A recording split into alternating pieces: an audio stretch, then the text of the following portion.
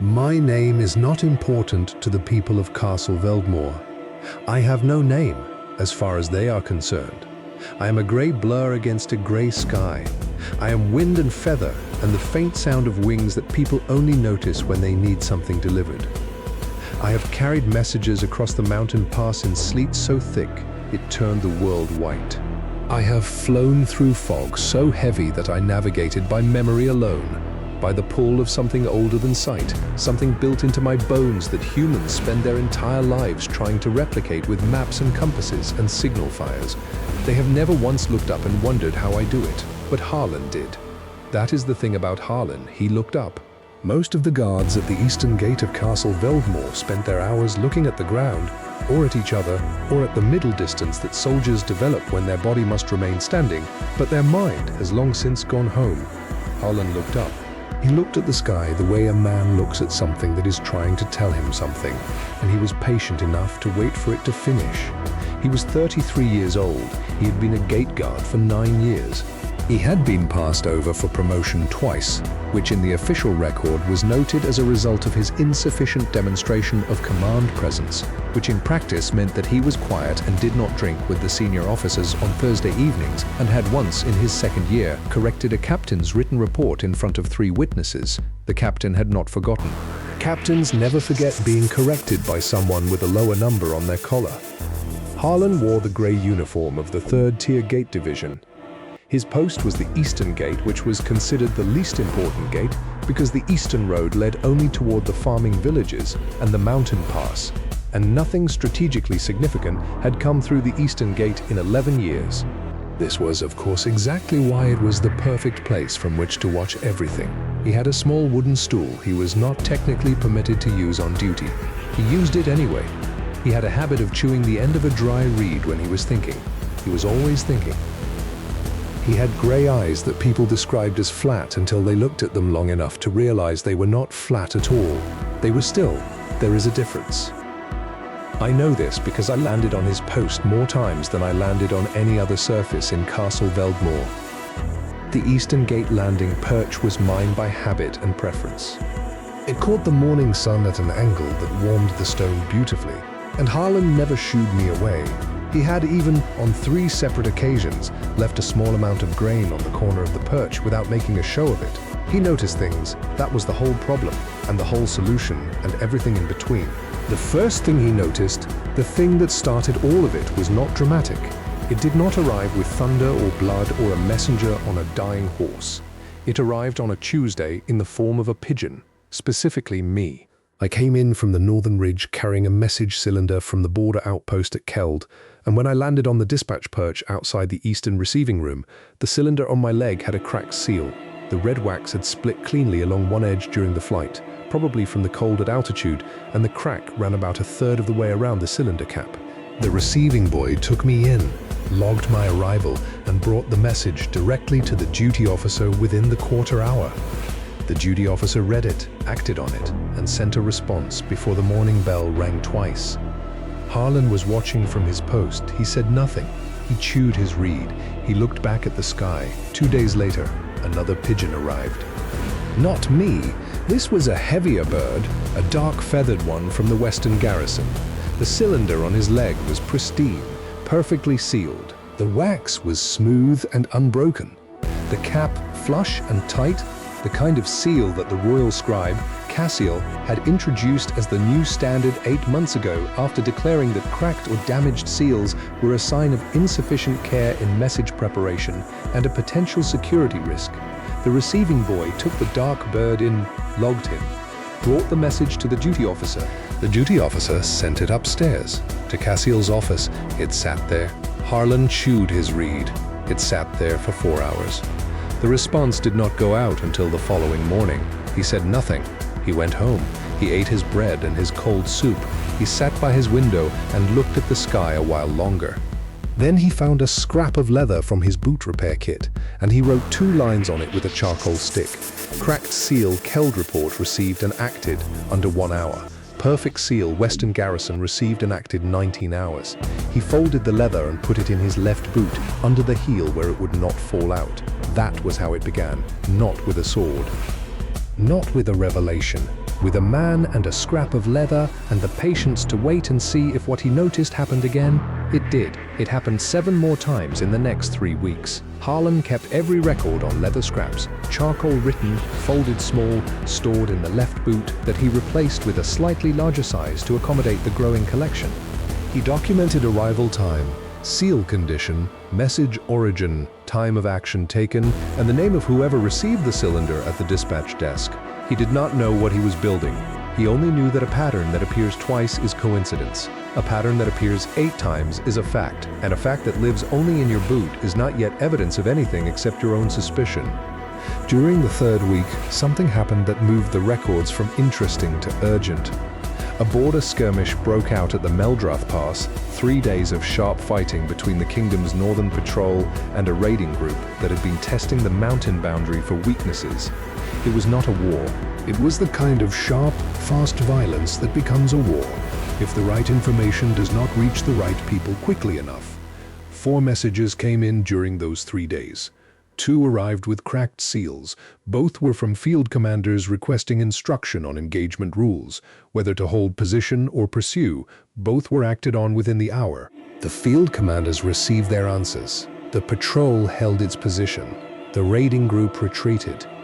2 arrived with perfect seals. Both were from General Aldrich's forward observation post, strategic assessments of the raiding group's likely next movement, the kind of information that would have allowed the kingdom to cut off the retreat route and end the problem permanently rather than simply delay it. Both sat in Cassiel's office. The first was acted on 11 hours later. By then, the raiding group had moved. The second was acted on the following morning. By then, they were gone entirely. General Aldrich's assessment was filed. The raiding group was logged as repelled. The patrol was commended. Nobody asked why the strategic intelligence had arrived too late to use. Harlan added 4 more lines to his leather records. Then he went to his senior officer. Senior Officer Breck was a large man with a red face and the particular confidence of someone who had never been wrong in his own estimation. He had been at Castle Veldmore for 22 years. He had strong opinions about the correct way to oil a sword belt and the incorrect way to address a superior, and the absolute certainty that nothing of strategic importance had ever happened at the Eastern Gate or ever would. Harlan stood in front of his desk and said, with the careful precision of a man who has rehearsed his words, that he had noticed a pattern in message delivery times that appeared to correlate with seal condition, and that during the Meldrath skirmish this pattern may have resulted in critical intelligence arriving too late to be actionable, and that he had documentation. Breck looked at him for a moment. Then Breck's adjutant knocked on the door and said there was a supply delivery at the southern gate that required Breck's signature, and Breck stood up and said, in Harlan's general direction, and walked out of the room. Harlan stood in front of the empty desk for a moment. He went back to his post. He put a new piece of leather in his boot. He chewed his reed. He tried again 4 days later with the duty officer, a younger man named Sev, who was more willing to listen. Sev listened for approximately 90 seconds before a rider came through the gate with an urgent package, and Sev went to deal with it and never came back to the conversation. Harlan waited for 20 minutes and then accepted that the conversation was over. The running count of times Harlan had been interrupted while trying to report what he had found stood at 2. It would get worse before it got better. What he did not know yet, what none of us watching from the sky or the perch or the shadows could have told him, was that the pattern had a center, and the center had a name. And the name sat in a warm office with good candles and 17 years of trusted service behind it, like a shield that nobody thought to look behind. Cassiel had been royal scribe for 17 years. He had reorganized the message system 4 times. He had introduced the new wax seal standard. He had drafted the protocols that every dispatch boy, duty officer, and gate guard followed without question because they had been approved by the Crown and stamped with the royal marker and filed in the official ledger in Cassiel's careful, elegant handwriting. He was calm, he was respected. He smiled at people in the corridors. He remembered names and used them correctly. He was also, as Harlan's leather scraps were slowly proving, the reason that perfectly sealed messages never arrived on time. On the 22nd day of Harlan's private documentation, a border scout named Emmerich was arrested. Emmerich was 26 years old. He had been a scout for 4 years and was considered reliable, quick, and good with difficult terrain. He had been the one carrying General Aldrich's first strategic assessment during the Meldrath skirmish, the one that arrived with a perfect seal and sat in Cassiel's office for 11 hours. The official investigation had traced the delayed response to Emmerich's delivery route. Someone had noted correctly that Emmerich had taken a longer path through the lower pass rather than the faster ridge road. What the investigation did not note was that the lower pass had been the only safe route that morning because of ice conditions on the ridge, and that Emmerich had made a reasonable field decision that any experienced scout would have made. But the investigation needed an answer.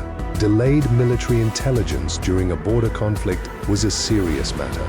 The Crown wanted accountability. Accountability requires a name. Emmerich's name was available. His road deviation was documented, and the investigation moved with the speed that investigations always move when the answer is convenient and the subject has no powerful friends. Cassiel appeared before the inquiry panel on the afternoon of the second day and described, in his calm and organized way, the timeline of message receipt and processing. He noted that Emmerich's message had arrived later than expected. He noted that processing had been prompt once the message was received. He did not lie about anything specific. He simply arranged the truth into a shape that kept his own name away from the part of the shape that mattered. The panel accepted his testimony with visible relief. Harlan heard about the arrest from 2 guards talking at shift change. He stood very still for a moment. Then he went to the duty office and asked to speak to anyone on the inquiry panel. The clerk at the desk told him the panel was in session and not available. Harlan said he had documentation that was directly relevant to the inquiry. The clerk said he could submit a written request to be heard. Harlan said the man currently being investigated was innocent of what he was being investigated for. The clerk looked at him with the expression that clerks develop when someone below a certain rank says something above a certain weight.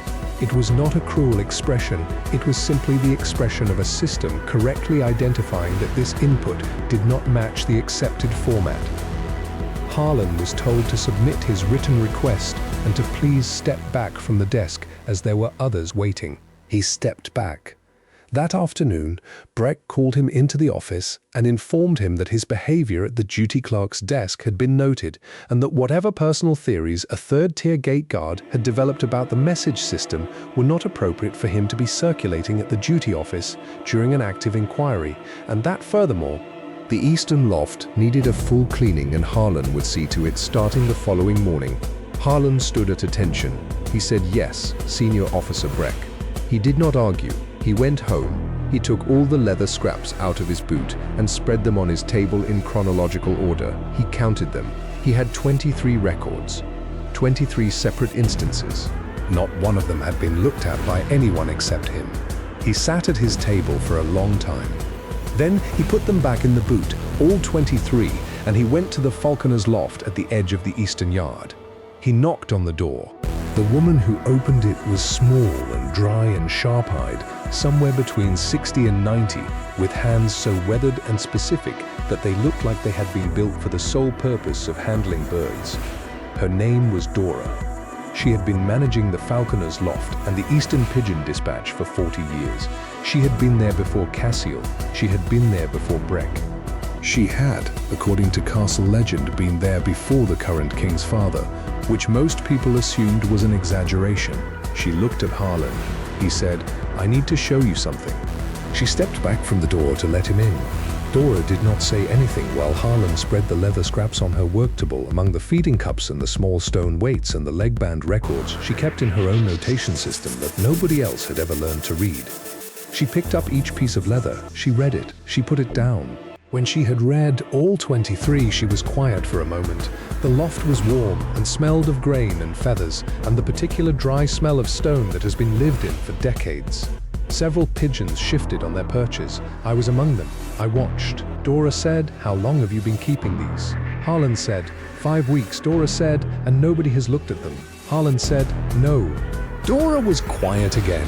Then she went to her own records, the leg band books, the 40 years of notations in her particular shorthand, and she pulled out the last 3 months and set them next to Harlan's leather scraps. She put her finger on an entry from 6 weeks ago. She said, This bird came back with the band on the wrong leg. Harlan looked at it. She said, "I thought it was my error. I wrote it down and I moved on here and here two more different birds. Band on the wrong leg, or band rotated one position from where I put it." Harlan said, "What does that mean?" Dora said, "It means someone removed the band, took the message cylinder off, put a different cylinder on, and reattached the band. And they were not quite careful enough, or they were in a hurry, or they simply did not know that I mark the band position before I release a bird." She said it the way she said everything, flat, specific, without drama, as if she were reading a grain measurement. Harlan said, "The perfectly sealed messages." Dora said, "Someone is sealing them again after reading them, or replacing them entirely. A cracked seal cannot be convincingly resealed. A perfect seal can be duplicated if you have the wax and the stamp." She looked at him across the table. She said, "You know who has the wax and the stamp?" Harlan said, "Yes." There was a long silence. Dora said, "The boy they arrested." Harlan said, "Yes." Dora put the leg band books back in their place with the precise movements of someone who has kept things in order for 40 years and intends to keep doing so. She straightened the leather scraps into a neat pile and handed them back to Harlan. She said, "So we need proof that works on people who do not want to believe." Harlan said, "Yes." Dora said, "That is a different kind of proof from what you have." He said, "I know. That is why I came here." Dora looked at him for a moment with those sharp, unhurried eyes. Then she looked at me on my perch, then back at him. She said, "Come back tomorrow morning, bring the scraps. We are going to send a message." They spent 2 evenings planning it. The plan had to be simple enough to be undeniable and complicated enough to be airtight. It had to produce a result that could not be explained away as coincidence or delay or routine.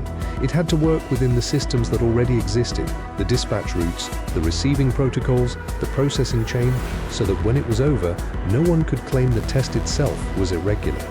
Harlan wrote the message content. Dora controlled the birds. They chose a destination that was routine and credible, a supply inventory request to the Northern Quartermaster, the kind of administrative message that went back and forth between Castle Veldmore and the Northern Outpost twice a week without anyone paying close attention. They prepared 2 cylinders. The first cylinder contained a message with false supply coordinates, a realistic-looking administrative request that directed the quartermaster to hold a grain shipment at the wrong depot. The message was complete, correctly formatted, and sealed with a flawless, unbroken wax cap, perfect in every way. This was the bait. The second cylinder contained the real message, the correct supply coordinates, properly addressed, accurately formatted. Its seal had a crack along one edge, a natural-looking crack, the kind that happens during a hard flight. This was the control. They released both birds on the same morning, 20 minutes apart, through the standard Eastern dispatch. The receiving log would show 2 routine supply messages sent within normal operating windows. Nothing unusual. Then they waited. I want to tell you that the waiting was dramatic. That Harlan paced, that Dora stared at the horizon, that the tension was visible and electric. But Harlan sat on his wooden stool at the eastern gate and chewed his reed and looked at the sky. Dora went back to her loft and cleaned the perches. The castle went about its morning. Supply deliveries came through the southern gate. A delegation from the river merchants arrived and were directed to the upper reception hall. 2 guards changed shift at the northern tower. A kitchen boy chased a goose through the inner yard for 10 minutes before catching it. The cracked seal message was logged as received and acted on at the northern outpost 41 minutes after dispatch. A response came back before midday. The perfect seal message never arrived at the northern outpost. It was logged as received at the Castle Veldmore Eastern Receiving Office. After that, the log was silent. It sat in Cassiel's office. Harlan added one final entry to his leather records. He wrote it carefully. Perfect seal, Northern Quartermaster, dispatched. Received at Eastern Office, not delivered. False coordinates. Cracked seal, same destination, delivered, and responded to 41 minutes. He folded it, he held it in his hand for a moment instead of putting it in his boot. Then he went to Dora's loft. She was already writing. She had drafted a formal request for an audience with the castle steward, not the duty officer, not Senior Officer Breck. not anyone in the message processing chain that Cassiel touched.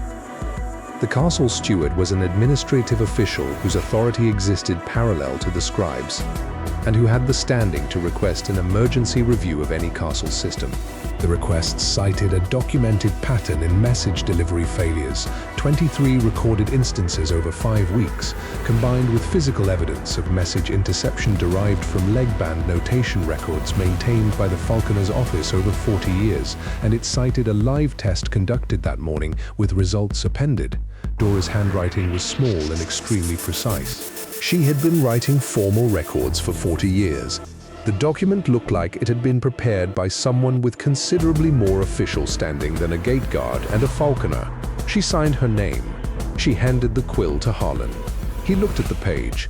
He thought about the duty clerk's desk. He thought about Breck's office. He thought about Emmerich, who was in the castle holding cell and had been there for 9 days.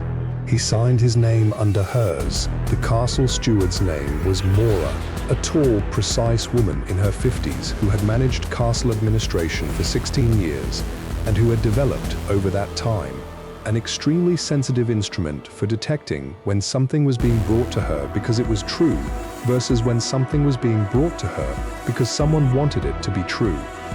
She read Dora's document in full. She read Harlan's leather scraps in sequence. She looked at the leg band books that Dora had brought and traced the 3 mismatched entries with her finger, cross-referencing them against the dates on Harlan's records. She asked 4 questions. Harlan answered them. Dora answered the 5th, which Mora had not quite finished asking. Mora set the papers down. She was quiet for a moment in the way that people with real authority are quiet, not because they are uncertain, but because they are arranging what happens next. She sent for the inquiry panel officer. She sent for General Aldrich's aide. She sent for 2 members of the castle guard, not from Breck's division, from the Inner Keep division, which reported directly to the steward's office, and not to the scribe's administrative chain. She did not send for Cassiel. The process that followed was not fast, because real institutional processes are never fast, but it was thorough in a way that the original Emmerich inquiry had not been. The steward's office reviewed the message logs for the past 4 months, not just the summary records, which Cassiel's office maintained, but the raw receiving logs kept by the dispatch boys, which were stored in a completely separate part of the castle, in a room that smelled of old paper and which nobody had accessed in weeks. The raw logs and the summary records did not match in 31 instances. 31 messages had been logged as received at the dispatch office, but showed no onward processing notation. In a functioning system, every received message had a processing notation. 31 gaps in 4 months in a summary record prepared by one office. The castle steward requested that Cassiel come to her office. He came. He was calm. He sat down in the chair across from her desk, the way he had sat in 100 chairs in 100 meetings, composed, organized, carrying the 17-year weight of his trusted position like a coat, so familiar he no longer felt it. Mora put Harlan's leather scraps on the desk in front of him. She put Dora's leg band books next to them, open to the marked pages. She put the trap message results on top, the cracked seal, the perfect seal, the delivery time of 41 minutes, and the silence where the other delivery should have been. She put the log discrepancy report on top of that. She said, "I'm going to give you the opportunity to explain these before I proceed." Cassiel looked at the papers. He looked at them with the careful attention of someone reading a document they have already read privately, somewhere else in different circumstances. He said nothing for a long time. Then he said, "The message system has been under considerable pressure. There have been inefficiencies." Mora said, 31 undocumented gaps is not an inefficiency. He said nothing. She said, "Who are you delivering them to?" He was quiet for a long time. Outside the window, the castle sounds continued. The yard, the distant gate, the ordinary sounds of a place that did not yet know what was happening in this room. Finally, in a voice that had lost most of its composure, he said a name that belonged to a merchant consortium operating out of the river territories, a group that had been, for at least 4 months, paying for advanced knowledge of military positioning and supply movements. Not an enemy kingdom, not a foreign spy, a business arrangement with a domestic merchant group who sold information to whoever would pay for it. Cassiel had not been an ideological traitor. He had simply been a man with debts and access, and the slow incremental willingness to use one to service the other. Mora thanked him. She had the inner keep guards escort him from the room. Emmerich was released from the holding cell the following morning. He was told that the inquiry had identified new evidence and that he was cleared of all findings. He was given his scout position back. He was not given an apology, because the system did not have a formal protocol for apologies, but the duty officer who delivered the news shook his hand for a moment longer than was strictly official. General Aldrich received a full briefing on the intercept operation. He was not pleased about the 4 months of compromised intelligence. He was specifically not pleased about the Meldreth skirmish. He said several things to the steward's aide that were not recorded in any official document. The merchant consortium was investigated. Several members were arrested. The information market they had been running turned out to extend to 2 other castles and a river port, and the full investigation took 8 months and produced a great number of official documents that Cassiel's successor, a young, extremely careful archivist named Thomson, filed in precise chronological order. The wax seal standard was reviewed. A new protocol was introduced that included physical courier verification at multiple points in the delivery chain, making the interception method Cassiel had used much more difficult to repeat. The castle steward submitted a formal commendation to the records office for Harlan of the Eastern Gate Division and Dora of the Falconer's Loft. The commendation was filed correctly and stored in the administrative archive. Senior Officer Breck was not disciplined. He had not done anything wrong in the way that systems measure wrongness. He had simply not listened, which is not the same thing, as far as official records are concerned. Mora offered Harlan a promotion, a transfer to the Intelligence Courier Oversight Division, a better uniform, a higher collar number. Harlan stood in her office, which was considerably warmer and better lit than his post at the Eastern Gate, and he looked at the window for a moment the way he looked at the sky. He said, "I would prefer to stay at my post, if that is acceptable." Mora looked at him. He said, "I can see the birds come in from there, and I notice things better when I'm not trying to manage anything." She accepted this. She noted it in his record. Declined transfer, requested original posting, in the neutral language that official records use for everything. He went back to the Eastern Gate. He had a new wooden stool. He had a new supply of reeds. He had an empty boot, the leather scraps having been transferred to the official evidence archive where they were labeled and stored and would eventually, in 30 years, be read by a records scholar who would write a short footnote about them in a larger document about castle administration reform. The morning after he returned to his post, I landed on the eastern perch. He looked at me. He had those still grey eyes that people mistook for flat. He put a small amount of grain on the corner of the post. He did not make a show of it. I ate the grain. I stayed on the perch for a while. The morning light came over the mountain in the particular way it comes over mountains, slow, then all at once, and Veldmore spread out below and around us, the yard and the towers and the inner keep and the loft where Dora was already moving through her morning routine. 40 years of it, steady and unbroken. The castle did not know what had saved it. The castle never quite knows. That is the thing about the people who save it. They are usually standing somewhere small, watching something that nobody else thought was worth watching, keeping records in their boot, waiting for someone to ask. Harlan chewed his reed. He looked at the sky. I lifted off the perch and turned north, into the wind, into the long clear air above the mountain pass, carrying something important towards someone who needed it. The seal on the cylinder was cracked. It would arrive on time.